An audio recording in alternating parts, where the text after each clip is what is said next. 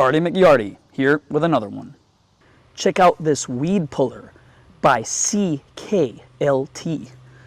No more breaking your back pulling weeds in your yard.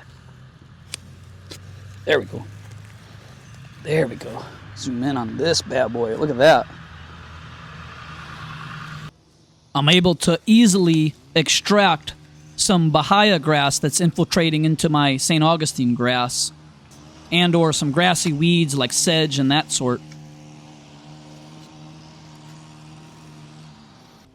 Not gonna lie, this is pretty effortless, and my back has been saved now. I can just, at my leisure, pull these weeds. Look at those roots, how deep it's taken those roots right out. Loving it.